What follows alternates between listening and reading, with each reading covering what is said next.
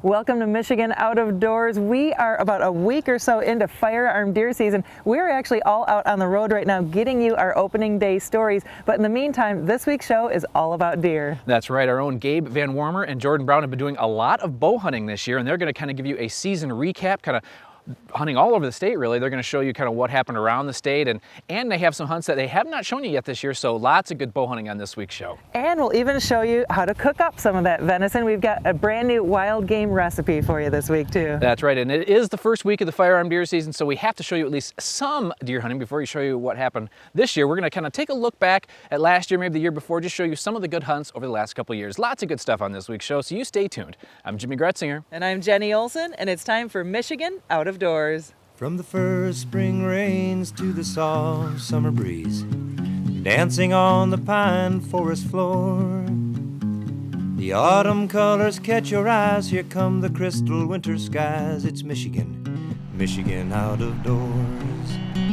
Someday our children all will see this is their finest legacy, the wonder and the love of Michigan. As the wind comes whispering through the trees, the sweet smell of nature's in the air.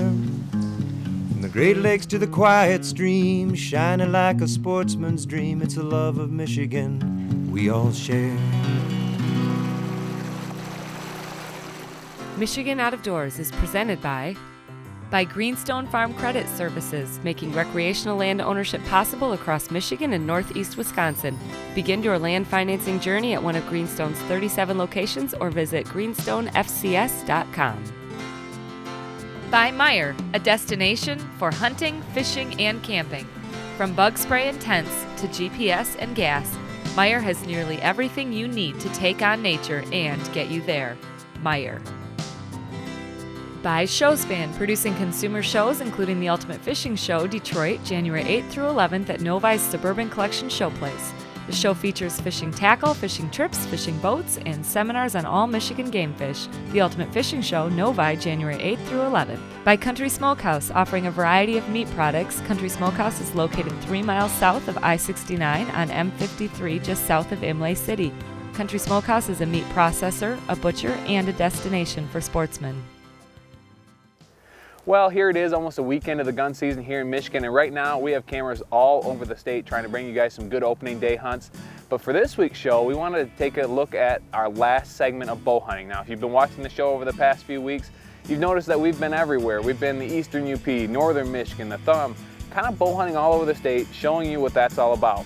Well, for this week's segment, we wanted to show you what bow hunting's like in southern Michigan. Now, Gabe and I both hunt in this part of the state, so we decided to do kind of a whole season wrap-up instead of just 1 week here. And well, hunting in southern Michigan is a little different than hunting in some of the other parts of the state.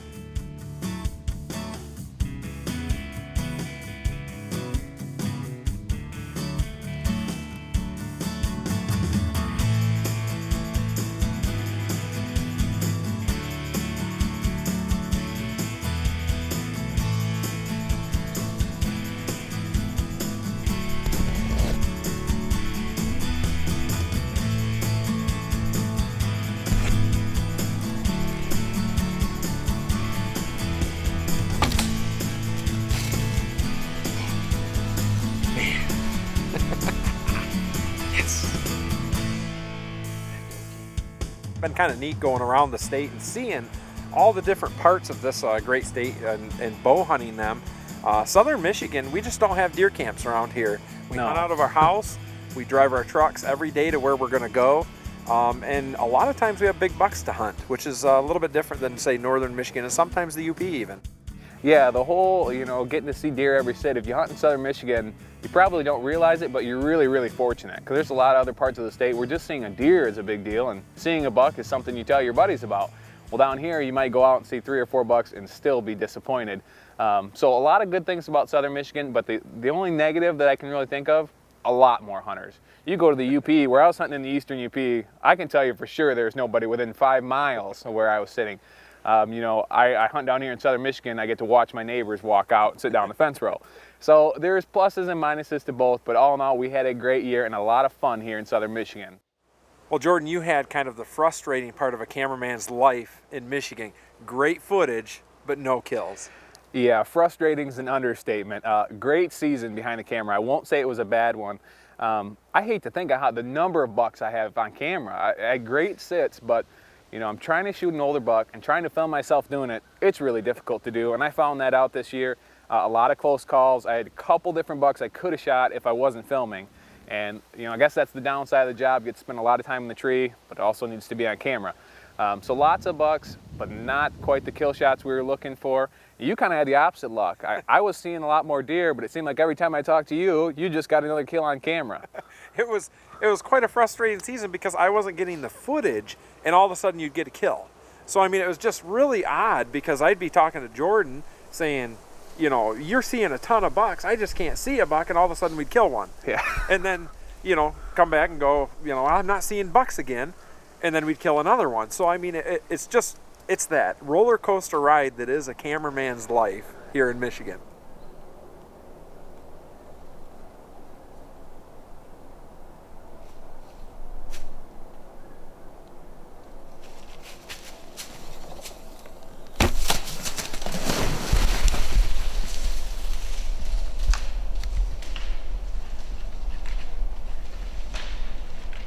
Well, a lot of people don't realize just how hard it is to tape yourself shooting a deer with a bow and arrow. And when you can do it with a long bow, twice in 1 year, and once on a pretty nice buck, and that's really tough to do. And how do you top that off? Well, it turns out that I've been taping with my son Drake all season long because my other son had tagged out. So I was able to tape him shooting a buck, and it was just icing on the cake. Well, we just saw a doe fawn, and she's right over here. And hopefully a buck is coming after her.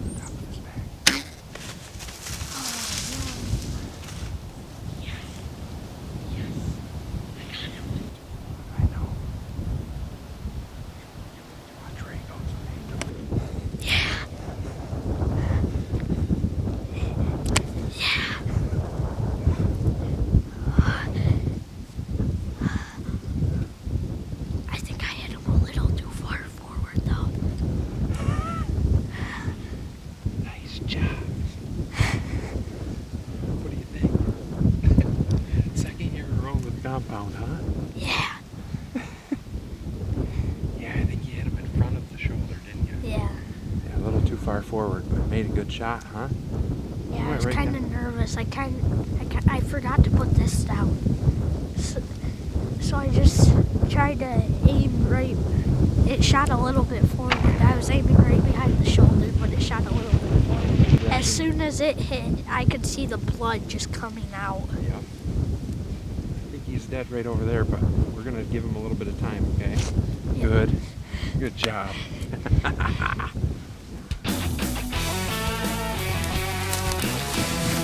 Yes.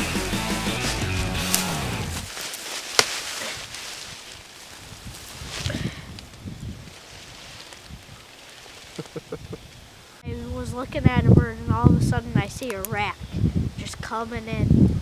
So I grabbed my bow.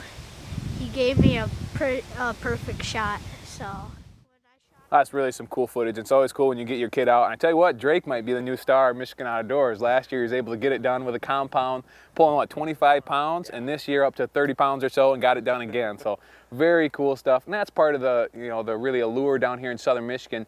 You get to hunt a lot. When you live down here and you're constantly going out, you take friends, you take family, and that's a big part of what I do. And I had the same problems with them as I did with myself. But being able to spend that time in the woods with whoever it is, kids or brothers, it really is a fun part of hunting in southern Michigan. all in all, it was a great bow season here in Michigan, and getting to travel throughout the state, I really learned a lot. You know, grew up in southern Michigan, I've never hunted in the UP, and getting the chance to go up there and kind of see what the area is like, the hunting styles, it was really cool. And the one thing I will say about the UP, they lost a lot of deer. No two ways about it. Beautiful area, and a spot that's usually pretty good in the eastern UP, and we just didn't hardly see any deer. I didn't see any deer from the stand. There's a couple guys in camp that weren't seeing much. That's just part of what's going on up there this year, and it's good that we got to see that. Yeah, and then the thumb, there was just no lack of deer. I mean, we were covered up in deer every night. It was almost a pain trying to get our scent right because there'd be deer all around us. Yeah, that's true. That's a good problem to have, so I'll take that. If you're hunting the thumb, be very, very thankful because things seem to be going very well over there. Right now, we're all over the state trying to film a good firearm story for you guys, and we'll have that to you next week. But we're not done with the bow and arrow. We've got some good southern Michigan hunts planned, and we've got one hunt I'm really excited about, a western UP late season bow hunt. So hopefully that all works out. Well, like I said, make sure to tune in over the next few weeks to see how we did on the first week of gun season.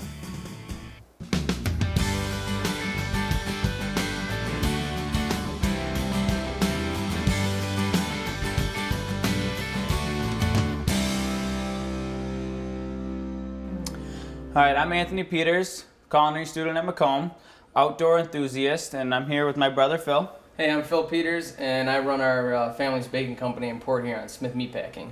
So we got a nice, simple venison recipe that I hope you all will love and enjoy. And we got half a backstrap here that we cleaned not too long ago. Today we're just gonna portion it in nice steaks about yay big. I like, you can cut it any way you'd like. I like a nice 1/2 inch to 1 inch cut. Today, we're just gonna keep it nice and simple. Nice, even cut steaks. So I'm gonna finish portioning these up. Get about 3 more steaks out of this. Phil, why don't you start chopping those shallots and garlic for me. And then I'm gonna season these with just some salt and pepper. A little pepper. You can put any seasonings you want on here. Flip them over, do the same. Phil is chopping up 2 cloves of garlic and 2 shallots, which can be substituted with 2 small onions if you'd like. Now it's time to move over to the stove to heat things up. So we're gonna put a little olive oil just to cover the bottom of the pan. We're gonna get our oil nice and hot so we get a nice char.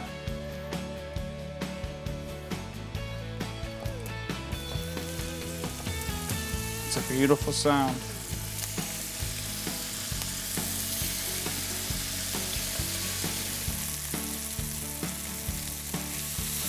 Get a little nice char around the edge. Looking good. Oh yeah, smelling good too. You want your pan real hot so you get a nice cook on the outside, but you don't dry out the inside, because they will cook when they rest. Next step is we're gonna take them off, let them rest a little bit, add some mushrooms in there. We're gonna saute those off. All right, so our mushrooms are cooked down, our onions, our shallots and garlic are cooked down, so I'm gonna add this, and that's what I want. That bubbling, that's burning off all the alcohol. If your pan's not hot enough, that won't happen. So I'm gonna reduce that. We got a port wine here, by the way, a nice ruby port wine. You can use whatever you want. I like a little sweetness because it goes with the grape jelly we're gonna use. But you could use a sherry, you could use a Cabernet. All right, so we got like half the liquid we started with. So I'm gonna have Phil here take about a tablespoon or 2 of grape jelly. There we go. We're gonna let that melt. It'll kind of thicken the sauce. You really want that jelly to melt though. You don't want clumps of jelly in there. All right, I think we're ready. So I'm gonna come over here, turn that heat down a little bit just so it stays hot. Get our filet. Ooh. See how it rested? You got all that juice in there? That's beautiful. Oh yeah, that's great.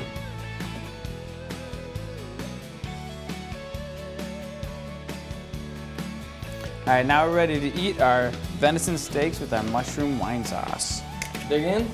Absolutely. Oh, that's perfect right there. Get some mushrooms in there. That's good.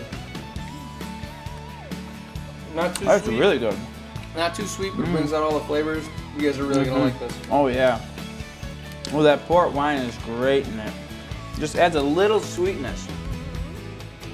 I have a feeling we'll be seeing these guys again soon. You can check out this recipe and any others you see here on the show by going to our website and clicking on the Recipes tab. Well, for those of you up at deer camp, you might want to try that recipe out this year. Well, it is the week of the firearm deer season here in the state of Michigan, always a very special time. Let's take a look back at last year's hunts just to get you excited for the season, and make sure you do join us next week for our opening day hunts. Every deer camp is different, and for these guys, the opener ritual is to head to town at 5 a.m. and have breakfast all together. It's pretty much, we stay at home. We spend every opening morning, you go up to Sandusky, up into the restaurant, eat breakfast, and it's pretty much more of a modern deer camp. Very family oriented. We have my son-in-law, my son, both my brothers, my dad, actually Dave's daughter, and Dave's getting his 6-year-old son will be out tonight hunting. So he's gonna bring him out. He's pretty excited about that. Now, the blind that Terry and I were in was very nice, and the amount of deer that we were seeing had us hopping from window to window in hopes of seeing a shooter buck. I have hunted the thumb before, and the amount of large flat fields does lend itself to holding good numbers of deer. The thumb of Michigan is a lot of farmland, a ton of farmland actually. It's pockets of woods. The farmland consists of sugar beets, corn, soybeans, winter wheat this time of year, and again, just pockets of woods. We sit mainly on the edges of our 123 acres. We have blinds that surround our property. We're sitting on a couple fields which had soybeans in them this past summer, and there's corn around the area too. And we have a couple blinds in the woods. We mainly try to just hunt the perimeter of our 123 acres. Well, it's 9 o'clock, and we've seen, probably 15 to 20 deer. I've lost track. Actually, there's another one right there. They're just all over the place, just milling through this high grass. We've got fields all around us, and then Terry and his brother own the woods here, and there's just, we've heard some shooting. Not a lot of shooting this morning. No. Not a lot, but some around, and deer are just pouring down in here. And we saw one buck right before camera light that was looked like a big 4 or 6, and then Terry just saw one that we couldn't get on camera that skated through going to the north of us, but we're looking for something with 8 points, at least 4 on a side, and these guys do really well here, so I think if we just stick it out and be patient, we'll hopefully have some good footage for you. But we'll check in every couple hours and let you know what's going on. But 9 a.m. opening day of the 2013 season. So far, so good. Well, we were seeing a lot of deer. With the large fields all around us, the 120 acres of woods that Terry and his family have, well, that's where the deer wanted to be, and it was making for a nice morning. The entire thumb is in the shotgun zone, so you want to have the deer inside 150 yards and really inside 100 if possible. We had spotted a handful of small bucks moving through, but nothing with a rack on it yet. The conditions were perfect for the opener. Sun, a little on the warm side in the mid-50s, but just right. We also had about 4 or 5 other hunters on our property with us, and so far nobody had a buck down. But everybody was seeing deer. We were settled in and waiting for some action, and that's exactly what we got. After not seeing a deer for an hour or so, a good buck showed up in a shooting lane and walked right through it. We barely had time to get the camera on before Terry pulled the trigger. Get the camera on. Where is he? He's a big crazy. I had to shoot him, Jimmy. Yep. No, you did right. I had to shoot him. See him? Yep. He was turning. He was going to the weeds, and I had to Oh, shoot I know. him. You did the right thing. Can you see him? I think he's laying there. I haven't seen him move since. He went right there and stopped. Okay, well, here's the situation. It's now 11 o'clock, pretty much on the nose, and just about 2 minutes ago, 5 minutes ago, Terry got that nice shot at a buck, And it happened so fast. He was in this lane, popped out. We saw it was a nice racked buck. Looks to be probably a nice big 8 by the looks of it. I got the camera on and pointed it at the deer, just starting to zoom. We got him on there. We can see he made a good, looks like a good hit. But that deer was getting ready to step into some cover. And from where he was going to step in, Terry would not have had a shot had he waited for me to get a little bit more footage. So not a lot of footage, but a lot of deer this morning and what looks like a very nice buck. Well, what do you say, young fella? That was fun. A lot of fun. That is a nice Michigan 10-point. Look at that buck. Well, we sure had a lot of fun on that hunt in the Thumb, and thanks to Terry for letting me tag along. Now we're going to join Jordan Brown, who is in the northeastern part of the Lower Peninsula, hunting some state land. The night hunt started slow, with only a lone doe passing by in the first few hours. But as the sun began to fall behind the trees, we began to hear what sounded like a buck rubbing his antlers not far away. The anticipation built as the light began to fade. Later on in the afternoon, it was really quiet, and it was getting close to dark. And to be honest with you, I think we were both kind of thinking, okay, this day's done. What's going to be the plan tomorrow? We were kind of letting our mind wander to the plan tomorrow. And next thing we know, we hear some pretty heavy thrashing, maybe 100 yards out, and he just kept tearing up trees, and he was getting closer and closer, and Jordan kept saying, man, is he ever going to come out? Sure enough, he popped out about 60, 65 yards, and so we had a chance to harvest him. Now the tricky part. The buck was well within range and in a good spot for the camera, but unfortunately it was too thick for Brock to get a shot. I'm good right now if you are. Okay.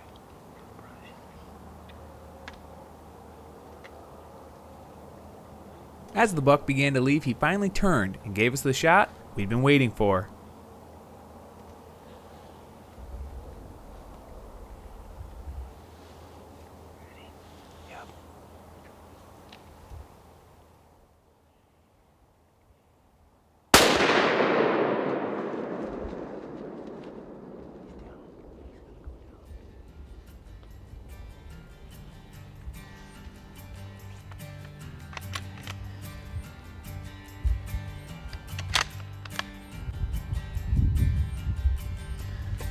Nice buck. Nice buck. Nice job. Nice buck. Nice. State land buck. State land buck. Yeah, All the way in, good. I think so. Quartering away. Yes. Yes, yes. Opening day. It's been a long day in the stand. The other guy's got a couple deer. Patience right here at dark. Finally paid off. We've been listening to him thrash in the brush for 10 minutes, just waiting for him to pop out, and he gave us a shot. Awesome. We were able to get a good shot on him, and he ran, and at first it kind of looked like he didn't run real far, and like he was going to fall over, and we thought it was going to be a pretty easy find.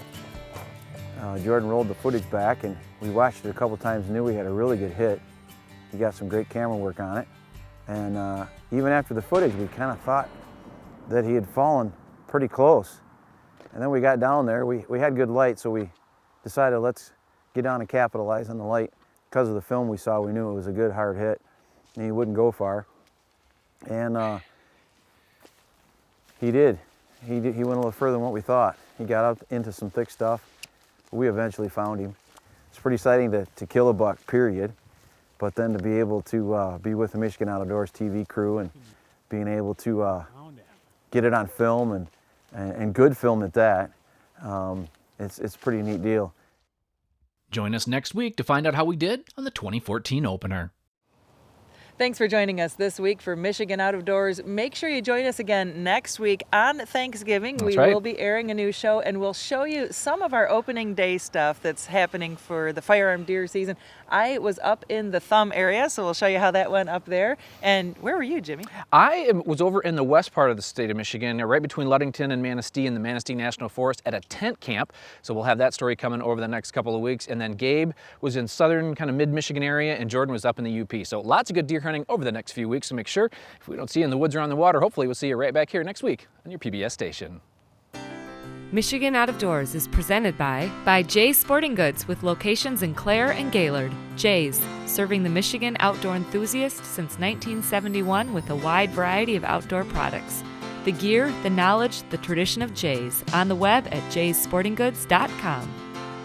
By Chappelle, providing sleds, shelters, and accessories for your time on the ice.